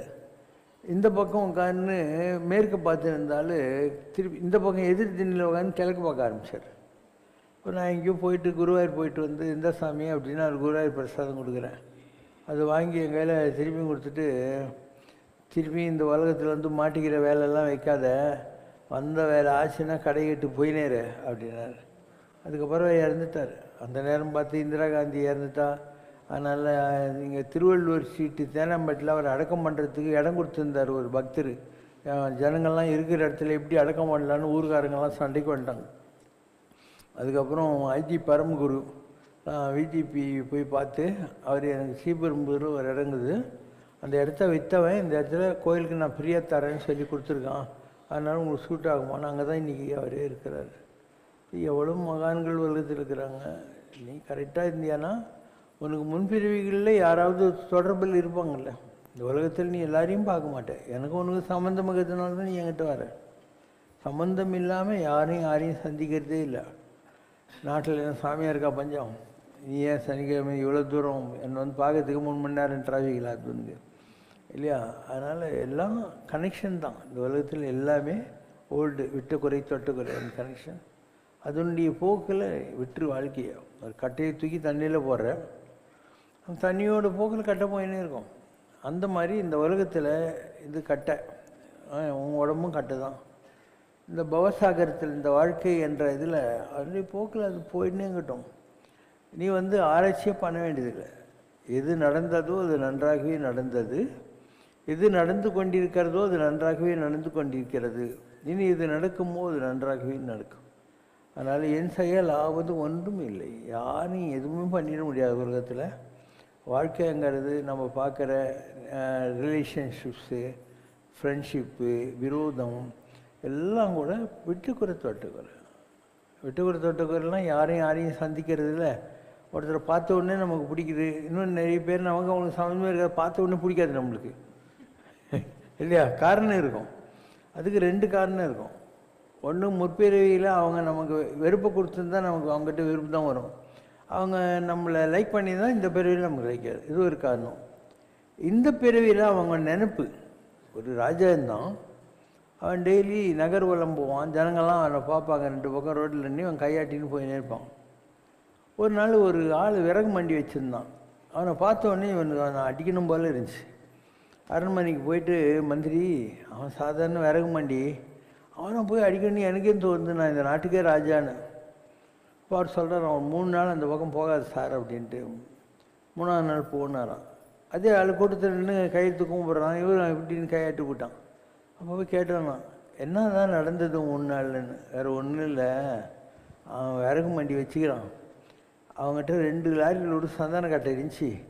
அவன் மனசுக்குள்ள ஒன்று பார்த்தோன்னே, இந்த ராஜா செத்து போட்டான்னு நல்லாயிருக்கும், நம்மட்டுக்கு 2 லாரி சந்தன கட்டையை வாங்கி அவனை எரிக்கிறதுக்கு வச்சுக்குவாங்கன்னு நினச்சான். அந்த நினைப்பு உங்கள்கிட்ட அவன் மேலே கோபத்தை, இரிட்டேஷன் உருவாக்கிச்சு. நான் உன்னை போக வேணான்னு சொல்லி அந்த சந்தன கட்டெல்லாம் வாங்கி அரண்மனையில் அடிக்கிட்டேன். நீ 3ஆவது நாள் போகிறபோது ராஜாவால் நமக்கு நல்ல பிஸ்னஸ் ஆச்சுன்னு நினச்சான். அதனால் உனக்கு அவனை பார்த்தா பழைய மாதிரி வந்துச்சு அப்படின்னால. ஆனால் இந்த உலகத்தில் விருப்பு வெறுப்பு கூட அப்படி தான். மற்றவங்க நம்மளை பார்த்து என்ன நினைக்கிறாங்கன்றதை வச்சு நமக்கு பிடிக்கவும் பிடிக்காமல் போகலாம். போன ஜென்மத்தில் இருக்கிற விட்டுக்குறை தொட்டுக்குறை இருந்தால் அதை வச்சு பிடிக்கவும் பிடிக்காமல் போகலாம். அதனால் யாரையும் நீ நல்லவன்னு நினைக்காது, யாரையும் கெட்டவன்னு நினைக்காது, யாரையும் ஃப்ரெண்டுன்னு நினைக்காது, யாரையும் எளிமைன்னு நினைக்காது. எல்லாம் பாக்கி சாக்கி ஏதோ ஒரு பிறவியில் இருக்குது. அதனால் அவங்க சந்திப்பாங்க, எல்லாம் அதனுடைய போக்கில் நடக்கும். இன்னொன்று, வளரும் சூழ்நிலை. ஒரு வேடன் காட்டுக்குள்ளே போய் 2 கிளி பிடிச்சான். வர வழியில் ஒரு கசாப்பு கடைக்காரங்கிட்ட ஒரு கிளி கொடுத்தான். ஐரு வீட்டில் ஒரு கிளியை கொடுத்தான். கொஞ்ச நாள் கழித்து வர்றான். வந்தாக்கா இந்த கசாப்பு கடைக்காரன் வீட்டில் இருக்கிற கிளி வெட்டு குத்து கொல்ல அப்படின்னு. ஐரு வீட்டில் இருக்கிற கிளி மாங்கல்யம் தான் தினம் வேணாம் சொல்லியிருந்தது. அப்போ கிளி மேலே ஒன்றும் தப்பு இல்லை, அது எங்கு வளர்க்கப்படுகிறதோ அதை வச்சுக்கிட்டு மாறும். அதனால் நாம் நல்லவங்களாக கூட இருந்திருப்போம். இந்த பிறவியில் எந்த குடும்பத்தில் பிறந்து தொலைஞ்சோமோ அந்த கர்மா நம்மளுக்கு தொலையும். இப்படியும் வரும். அதனால் இந்த வாழ்க்கையை நீ எந்த வகையிலையும் இடம்லாம் போட்டு புரிஞ்சிக்கவும் முடியாது. அதனால தான் வள்ளல் பெருமானார் லிஸ்ட்டே கொடுத்துட்டார். கிளை வழியில் மொழிட்டேனோ, ஜனங்க நடந்து போகிற பாதையில் நான் முள்ளுகிள்ளு போட்டு அவங்கள கால் குத்துறதுக்கு நான் காரணமாக இருந்தேனா, கொண்ட பொருள் பறித்தனோ, யாருக்கிட்டா துட்டு வாங்கினேன் அவங்களுக்கு நாம போட்டு ஏமாற்றிட்டேன் ஏதோ ஒரு பிறவியில், மாதர் தம்மை நோக்கடித்தேனோ, நான் உன்னை லவ் பண்ணுறேன்றது அவங்கள நல்லா யூஸ் பண்ணிக்கிறது, அப்புறம் எங்கிட்ட வந்த மாதிரி எத்தனை பேர்கிட்ட போனியோன்னு சொல்கிற பசங்க எவ்வளோ பேர் இருக்கிறாங்க, அது பாவத்துக்கு இதை வரணும். மாதர் தம்மை நோக்கடித்தேனோ அப்படின்னா வரிசையாக ஒரு லிஸ்ட்டே கொடுக்குறாரு. சொல்லிவிட்டு நான் என்ன பண்ணாலே என்னை மன்னிச்சிடு, இன்னமும் சொல்லவோ உன் மனம் இரும்போ பெரும் பாறையோ, உன் மனசு என்ன இரும்பா பெரும்பாறையா, உனக்கு என்ன பிள்ளையாரும் முருகன் 2 பேர் தான் பிள்ளைங்களா, என்னை பார்த்தா அவனுக்கு பிள்ளை மாதிரி தெரியலையா அப்படின்லாம் பாட்டு வரும். அதனால் இந்த உலகம் என்பது நீ வேடிக்கை பார்க்கிற விஷயமே தவிர நீ ஒரு பாத்திரதாரி தான். ஒரு ட்ராமாவில் நீ பாத்திரதாரி. எப்படி ஒரு பொம்மலாட்டத்தில் ஒருத்தன் பின்னாலேருந்து ஆட்டுறானோ அந்த மாதிரி உன்னையும் என்னையும் இவங்களெல்லாம் ஆட்டு வைக்கிற ஒரு 2 கை இருக்குது பின்னால், அது கடவுளுடைய கை, அவ்வளோதான். அதனால் நாம் எல்லாரும் பாத்திரதாரிகள். கடவுள் ஒருத்தன் தான் சூத்திரதாரி. எது நடக்குதோ வேடிக்கை பார்த்துக்கினே இருக்கு.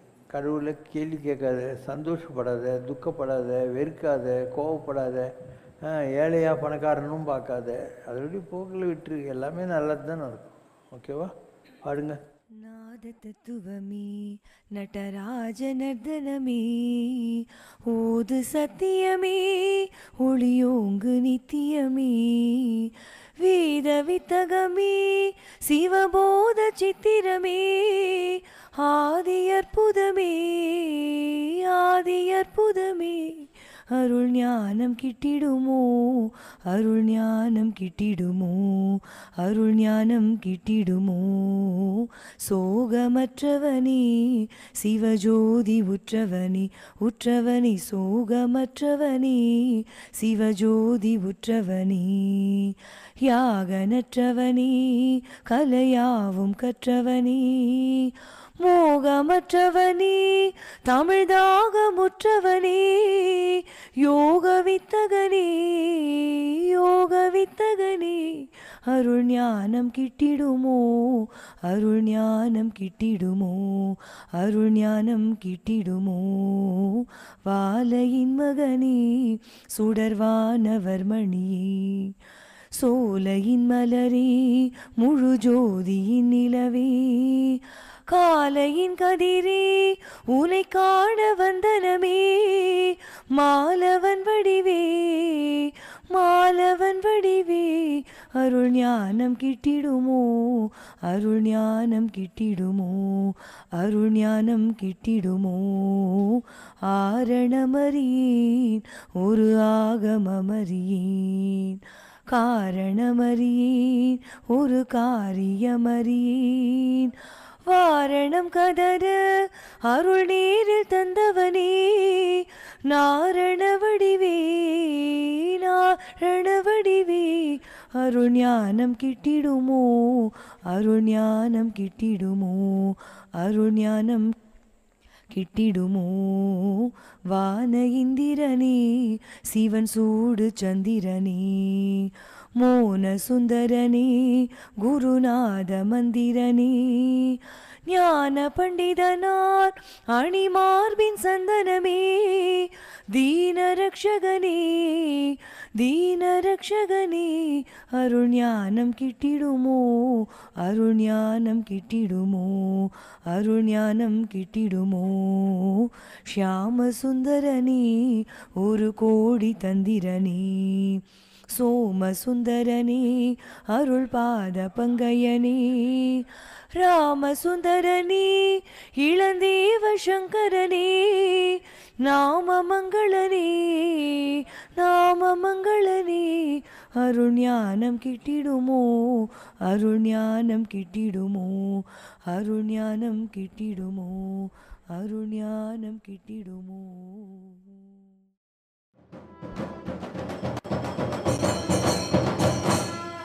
नागबिन्दु कलादि नमो नमः वेदमन्त्रस्वरूपा नमो नमः ज्ञानपण्डितस्वामी नमो नमः वेहुकोडि दीपमङ्गलज्योति नमो नमः तूयम्बललीला नमो नमः देवकुञ्जरि नमो नमः अरुள் தாராய் வீரலும் பரகோலால பூஜையும் கோதலும் துணையாசாரநீதியும் வீரமும் குரு ஸ்ரீபாத சேவையும் மறவாத ஏதலம் புகழ் காவேரியாள் விளை சோழமண்டல மீதே மனோகர ராஜகம் வீர நாடாளும் நாயக வயலூரா குறை ஒன்றுமில்லை மறைமூர்த்தி கண்ணா குறை ஒன்றும் இல்லை கண்ணா குறை ஒன்றுமில்லை கோவிந்தா